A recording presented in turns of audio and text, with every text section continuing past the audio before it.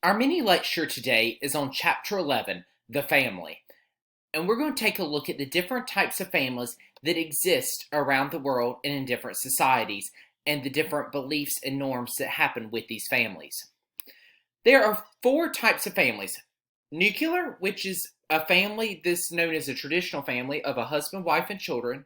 An extended family, which is the nuclear family plus other members of the family who may live in the same household. Single parent families, where you have this, just as it says, where you have a family with one parent. And then same sex, where you have same sex couples that have children, or just same sex couples. These are the four different types of families: nuclear, extended, single parent, same sex. The traditional nuclear family now accounts for where the nuclear family was the husband who was the breadwinner, the wife who was the stay-at-home house mother, and then all the children. That accounts for less than 10% of American households in this today. In other countries, though, this accounts for about 50% of the households. 45% of American families are headed by a single mother living in poverty. This also and then 65% of black children live in a family headed by a single mother. This is the trends that exist today with families in the United States. How you go about creating that family? There are four steps: mate selection, marriage, descent, and inheritance. Mate selection is where you find the person whom you want, where you go out and you find that person you want to be with. Marriage is the ritual that you go through to bond yourselves as a couple. Descent is the way you trace your kinship, basically with your ancestors and your children. And inheritance, the property that is passed from the parent to the child. One of my favorite things to see with the mate selection part before a marriage would be in the churches of old, especially during the colonial period. You would have in the books would be a table of kindred family, which basically was the thing that you would go to, which said whom you could and could not marry in society. And one of the things in there says a male cannot marry their grandmother. We may laugh at that in society today, but in old days, believe it or not, people would actually do that.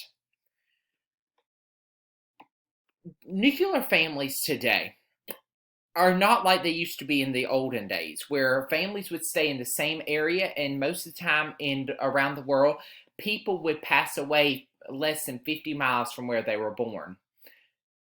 Nuclear families today are somewhat socially isolated from the extended and geographically separated. Sometimes nuclear families don't even speak. You've got families as well that are in other parts of the nation or other parts of the world. Today, though, how we can combat that is we have video messaging, we have communications, electronic things. You can communicate that way. If you looked in the 1800s, families would have to send letters back and forth to each other, and it would be many days before those letters would actually reach them. Today, though, you have it where you've got technology that opens up so many ways for families to be able to communicate.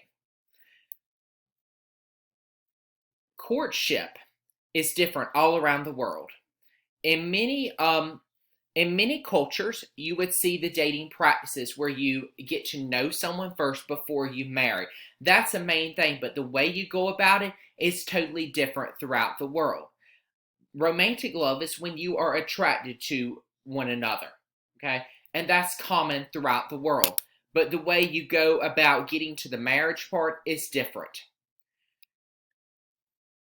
How you choose that mate. You have exogamy and endogamy. Exogamy are rules that require marriage to be outside of a social group, outside of your own family. We may laugh about that today, but back in the old days, people would marry cousins and marry relatives, and even some European households were that way. Okay.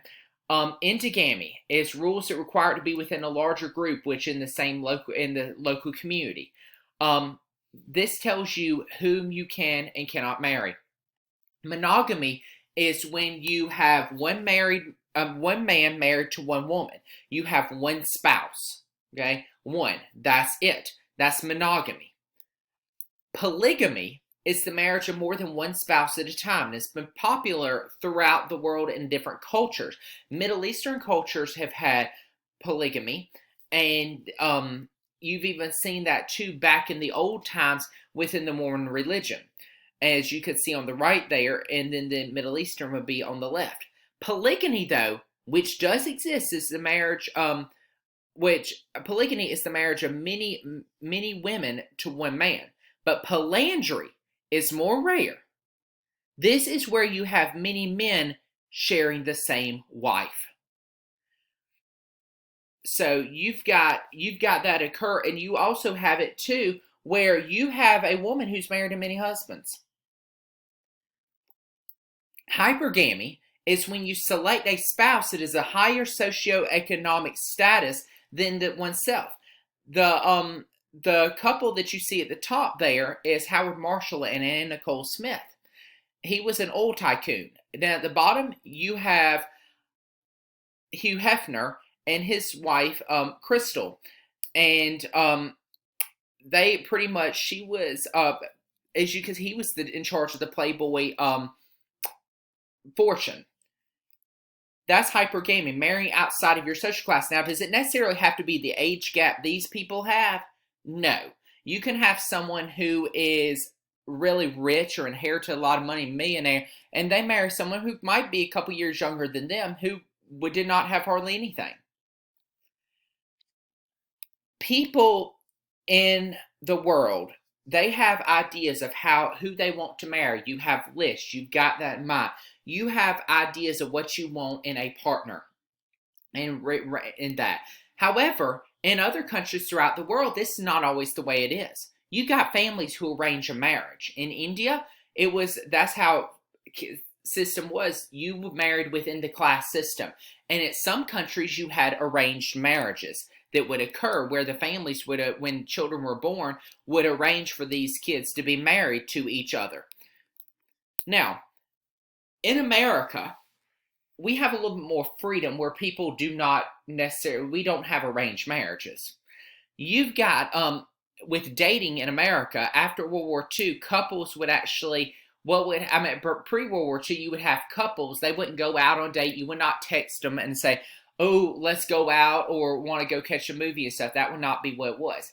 You would go to the female's house. You would then sit in the formal living room.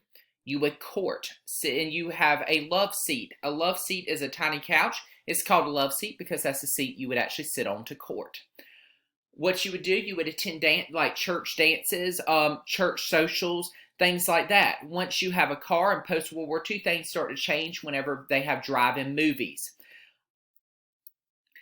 There are different roles within, as far as mate selection. The stimulus stage is when you have two people attracted to each other. And everybody is guilty of that. Yes, you find somebody that you are attracted to. The value stage is where you test your compatibility. What's important to you, your religious beliefs, your political opinions and interests, your future. You need to have someone that has things in common. Opposites do attract, but opposites don't always make for the best couple. And role stage, you act as a couple. You practice being married. 90% of people in American society marry within the same racial group. This happens, and this is what's accepted as the norm of American society. Cohabitation takes place, is 8 times more common than it was 30 years ago. Cohabitation is when you move in together and you, without being married. You move in together and you live together to be able to see if it works. Sometimes it works, sometimes it does not.